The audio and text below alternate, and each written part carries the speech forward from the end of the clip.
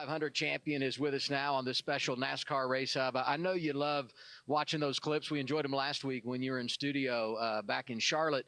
As you come to Daytona, do you swell up a little bit? Does your confidence level rise? Absolutely. No question about it. I can't help but feel confident, right?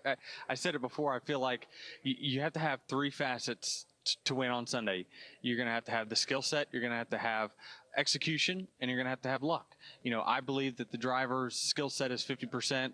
You've got 20% that is the execution of your day, not making mistakes, and then 30% is luck. That is not causing a wreck or being in the wrong place at the wrong time when a wreck happens. So, and it's like playing the pick three in your local lottery. It's hard to get all three of those numbers to line up on one day. Yeah. And it is why some, the best that's ever driven at this track, Daytona, Dale Earnhardt only won this race once because one of those elements took him out on most of his attempts. But Denny, your numbers at Daytona, even beyond the 3 wins, is pretty off the chart when you look at top 5s and top 10s.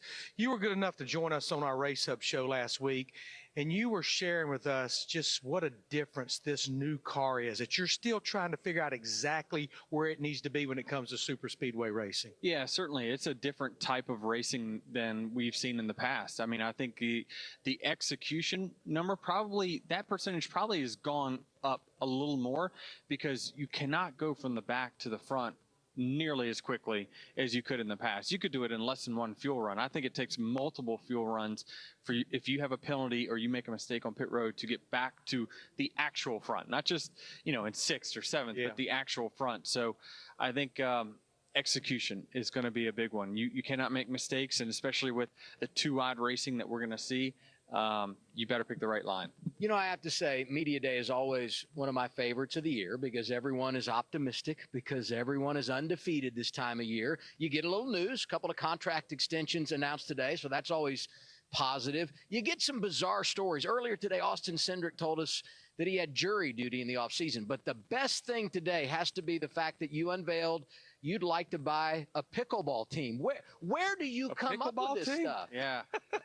Well, the opportunity was presented to me to invest a certain percentage into one of the professional teams. I think it's a sport that's on the rise. Oh, so no doubt. I'm going to try to get in on it while it's good. So I'm more jealous of the Austin Cindric.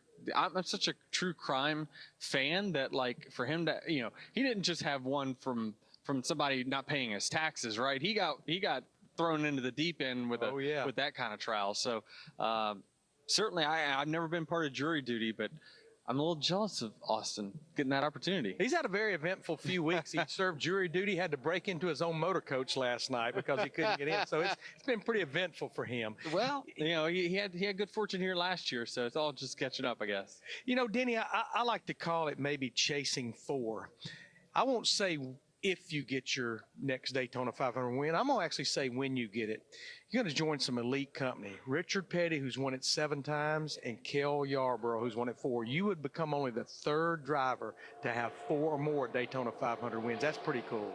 It is, and I mean, the sense of pride comes from knowing that, when Richard and Cale was doing it, right, they were probably battling each other and maybe a few other cars on the lead lap. It was just, the luck wasn't as big of a factor as it is now, simply because our cars are more tightly packed. So getting caught up in a wreck is a bigger factor than it was back in those days. But man, that's elite company. I just can't even describe. Like I just said, like, if I never won one Daytona 500, that's the one thing that would have really bugged me in my career. Maybe as much or more than a championship, just simply because this is the race where you have the most time to prepare.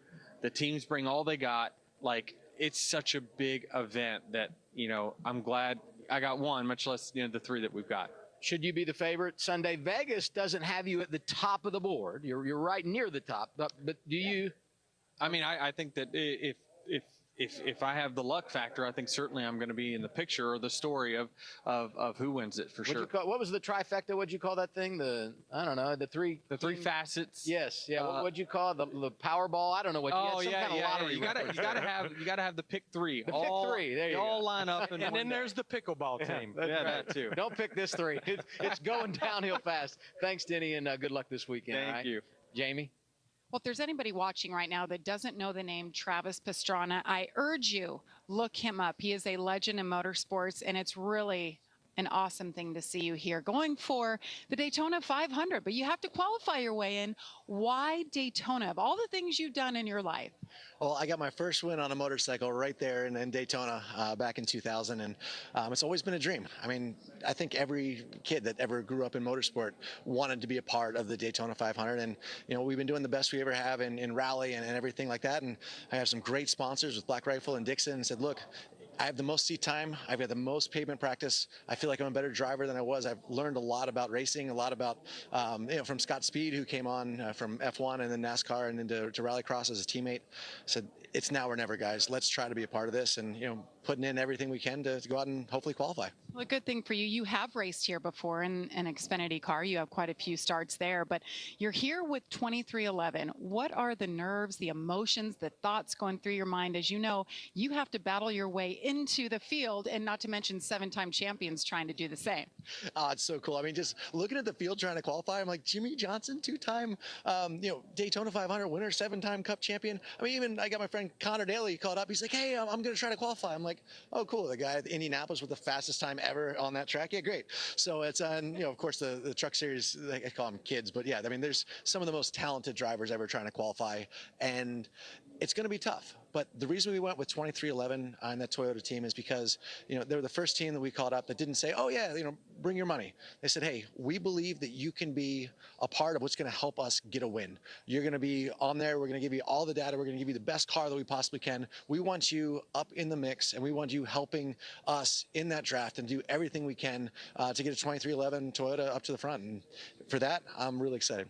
Rallycross, motocross, supercross, you name it, he has done it. But tonight, he's putting it on the line, going to try to qualify, and then, of course, the dual races. So best of luck to you. I know a lot of people are rooting for you, all your 10 million followers. Well, we're going to need all the luck we can get. First time ever driving a Cup car past second gear. We'll be going into that first turn at Daytona, so it's going to be fun. Enough said. Adam?